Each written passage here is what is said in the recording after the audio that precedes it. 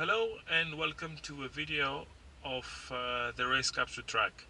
So in this video I'm going to show you the menu, the settings, the information that you can get from RaceCapture, as well as how to use the RaceCapture app on the MacBook or the Windows PC. Finally, I'm going to demonstrate you on the AnalogX and how I will be able to connect in the future sensors in order to view information like oil pressure and oil temperature. So let's start from RaceCapture. This is basically it. This is the unit. It looks as small as this, as it can fit in my palm. So this is basically a splitter in which you can connect the cable that is coming from the OBD, and on this splitter you will be able to connect also the RJ45 cable that's coming from AnalogX. The dashboard looks exactly like this. So in this configuration I've done, I'm able to monitor information like anything that's coming from RaceCapture. So if I go back, give it a second. In this view, you can see exactly all the information that I can view and I can log, because it is also a logging unit, uh, and then uh, and then I can very easily put this on the screen here. So you can have a look of the information here that I can log.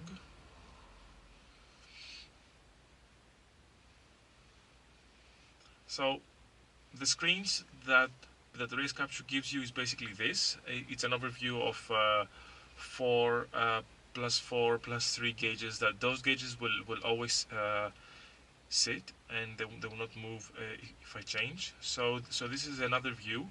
This is used for track, because you can also search for the track that you've registered. I can, for example, have Megara and Ceres in Greece. So here you can put all the most important information like coolant, SSD. Here I'll change this as soon as I have the oil temperature sensor, so I can also monitor oil temperature. This is another view of the RPM and the lap. This is my favorite one. And then you're back to the quick overview of all the views. So very easily here in each one of them you can set a rule. So you can go and you can customize this, and then you can say, for example, if it's from 0 to I don't know, like 50 degrees, then the action should be that it will be, the little temperature reading will be blue, and then if it's above, I don't know, like for example 90, can become red. So that's how you configure. If I slide here, I can have a look of the analysis. So this is basically where all the saved sessions are located, because the unit will log every time you start the car. It will start logging, so it's logging now, and you can download your session, and then you can view your session in any software in which it enables you to look at logs. So then you have setup. So here is basically where you have all your different tracks. I have Megara, and I also have Ceres, and you can just click here, search, for example, Ceres. So here it is, and if I want, I can choose this, or I can go back again, and I can go back to Megara, for example. Here it is. Tick. So if I go to GPS, this is just basically several GPS information. Race timing, if you want to enable race timing, and if you want to enable the predictive lap timing. Analog sensors, there's only one analog sensor, and this is the battery sensor. So you don't really worry about that. This is your accelerator and gyro channels. CAN bus. This is the configuration of your CAN bus. So basically, when you will connect let me write the configuration. So when you will connect the AnalogX, you will need to configure what should be the correct rate, and the correct rate according to Autosport Labs is 500 baud. Channel map, sorry, CAN mapping. I'm not done yet. This is the CAN mapping coming from the AnalogX unit, and I will show you in a minute what this is. And this is where you will configure basically the formulas coming from the analog sensor, so you can monitor that on the screen. OBD2. This is basically the standard configuration that the standard information that RaceCapture can take. There are some presets here that you can load, but the way that I'm viewing the information is I'm using Lua script, and I will explain in a little while what this is. Automatic control. This is basically some triggers if you want to connect a camera to start. For example, when the speed is greater than 40, then power on the unit and things like that. So you don't have to power on the camera yourself. It can trigger the camera to power on. Wireless. This is where you configure your wireless modules like Bluetooth and Wi-Fi.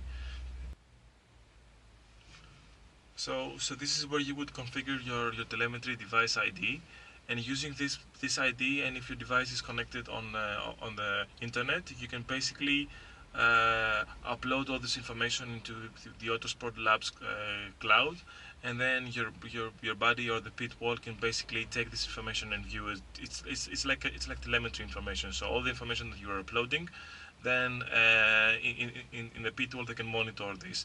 This is just for more extreme for more extreme applications like logging and using race cars. So it's not so much for like everyday for us. Scripting. You can create a script. You can create a script using Lua programming language. I've basically taken this script using the help from the Boosted Forums guys, so thank you for that. And with this script, basically what it does, it calls out addresses using Rax patch that Rax is already embedded into my tune. So it basically asks for some certain addresses, and then it pulls this up as data on the dashboard. So if I go back to the dashboard, so this is the information that you can see. Moving on, if you want to connect the AnalogX, this is basically the AnalogX unit. This is this RJ445. You need to use specific RJ45. This RJ45 with this connections here. It's all, you can see all those configurations and the connection of the cables inside the website of Autosport. You connect all those cables of the RJ45 on those here, and then from that is where you will have your sensors. So this is where the sensors end up, and this is where you will connect all the analog sensors. I'm going to connect basically 3 different types of sensors: the oil pressure sensor, the oil temperature sensor, and the AFR. I already have a wideband, so I will just connect the wideband here, and I will be able to just log all the information here. So this is what the AnalogX cabling looks like. Yeah, I'm not done yet, obviously, so I will do it sometime when I will have some time. This is the oil temperature sensor that I got from Autosport Labs, and I will connect this end of the cable straight onto the other cables I showed you before. This is the oil pressure sensor. This is the sandwich plate from Mishimoto, and this sandwich plate is basically located between the oil filter and the carter of the engine. So you just remove those Allen screws here, and then you connect those two sensors, and you're done. So it's very easy. It's very straightforward. I just need to find some time to do this. So this is the application for the Mac, and you can basically have the same information that you can take coming from that you basically see on the main unit, and you have the same settings, except from the fact that here on the setup you also have firmware, so you can update the firmware of the unit. Everything else is the same.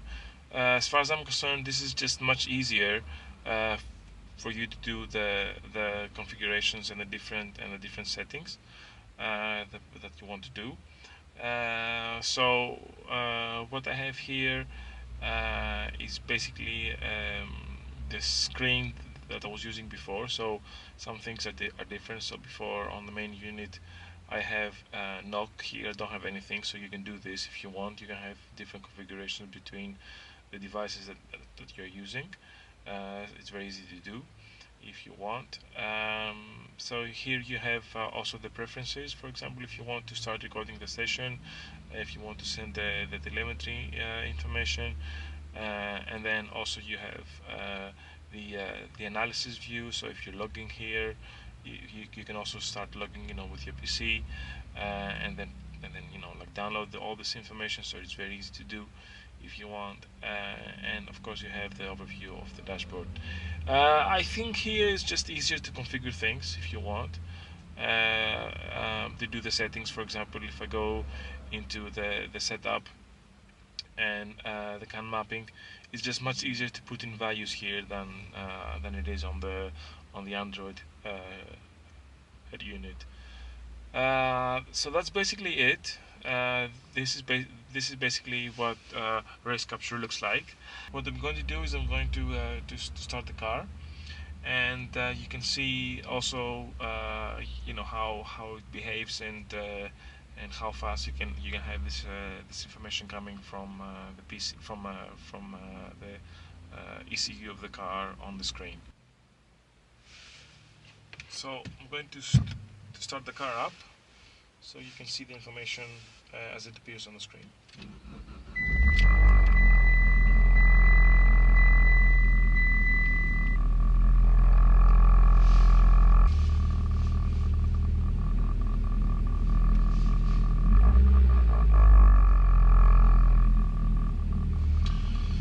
So this is the video. I hope you guys enjoyed it. I hope you liked it. If you have any questions, then just feel free to either put a comment below, or just ask me anything you want. Please make sure you subscribe and you like this channel for further updates on the RaceCapture. I will sure come back as soon as I have the rest of the sensors installed, so you guys can see how it works, and I will certainly do like a track day as soon as I have some time. Also, there are some new things coming for the car, so stay tuned. There will be another video about it. So thank you for watching, and please make sure you subscribe and you like this video. Thank you. Bye.